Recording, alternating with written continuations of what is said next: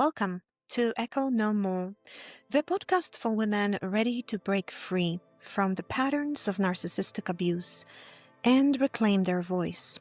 I'm Dr. James, a coach and survivor, here to guide you from self-doubt to self-worth, one conversation at a time. Whether you're just beginning your healing journey or are ready to step fully into your power, you'll find tools, stories, and encouragement right here. Let's get started. Have you ever walked away from a conversation feeling completely confused, even though you knew what you said, what you saw, or what you experienced? Maybe you thought, did that really happen? Am I remembering this wrong? Maybe I am too sensitive. If so, you may have experienced gaslighting. Gaslighting is one of the most powerful and most damaging forms of emotional manipulation. It does not leave bruises, but it can shake you to your core, make you doubt your mind, and slowly erode your sense of reality. I remember moments in my own life when I was absolutely certain of what I had experienced, only to be told it never happened, that I misunderstood, or that I was making things up. Over time, I stopped trusting myself. That's the real harm of gaslighting. It doesn't just distort the truth, it steals your confidence in your own perceptions. Today, we're going to break this down clearly: what gaslighting is, how it works, how to spot it in real time, and most importantly, how to begin trusting yourself again. So, what gaslighting actually is? Let's start with a clear definition. Gaslighting is a pattern of manipulation where someone deliberately distorts reality to make you doubt your memory, your perception, or your sanity. It's not just a disagreement. It's not just poor communication. It is intentional psychological control.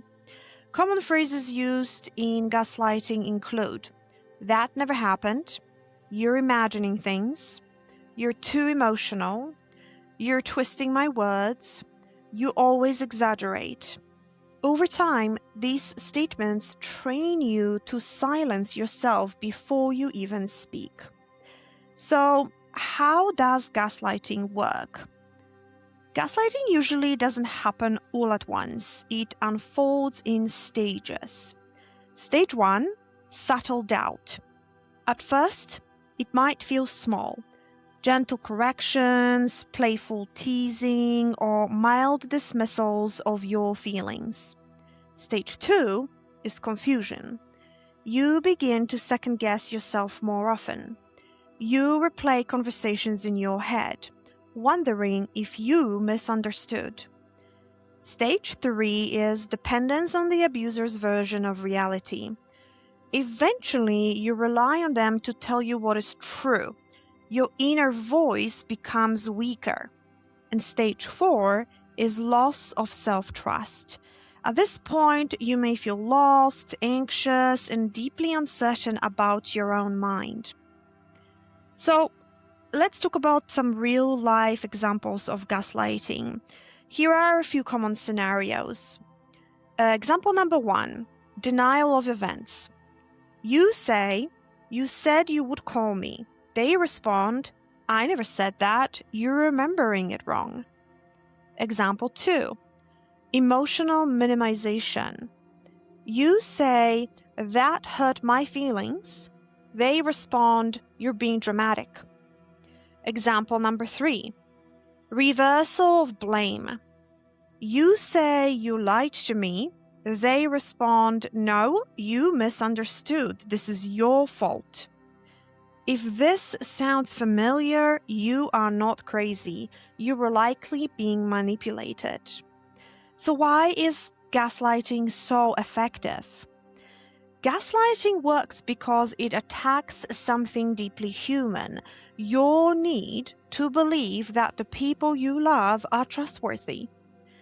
When someone you care about repeatedly tells you that your reality is wrong, your brain tries to make sense of it by assuming you must be the problem. That's why gaslighting is so dangerous.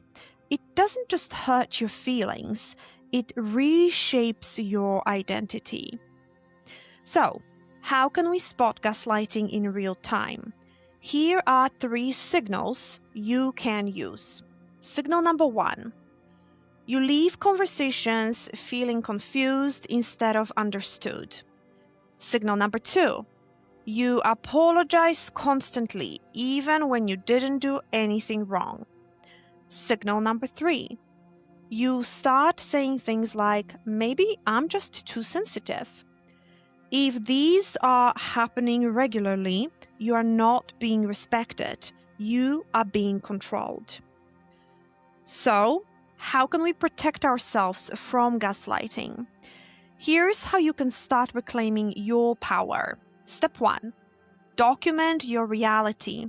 Write things down, dates, conversations, what you felt. Step 2. Trust your body. If something feels off, it probably is. Step 3. Stop arguing facts with someone who denies reality. You don't need to convince them, you need to protect yourself. Step 4. Talk to a safe person, because gaslighting thrives in isolation. I remember the first time I realized I had been gaslighted. I wasn't relieved, I was angry, sad, and also deeply shaken. But that awareness also became my turning point. I began to trust myself again, slowly, gently, one step at a time. If you are listening right now and thinking, this is my life, I want you to know something important.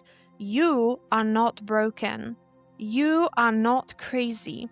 You were responding to manipulation and your instincts were trying to protect you. Here's what I want you to remember today. Gaslighting is real. Your experiences are valid. Your perception matters. To help you recognize manipulation more clearly, I've created a gaslighting red flags checklist that you can just download at echonomorecoaching.org/resources. It walks you through warning signs and helps you rebuild trust in yourself. If this episode resonated with you, I also invite you to join my free private Facebook community for survivors, a space where you can share, learn, and feel supported. Thank you for joining me today on Echo No More. If this episode resonated with you, please subscribe, leave a review, and share it with someone who might need to hear it. For free resources and coaching opportunities, visit www.echonomorecoaching.org. And always remember, your voice matters, and the echo ends here.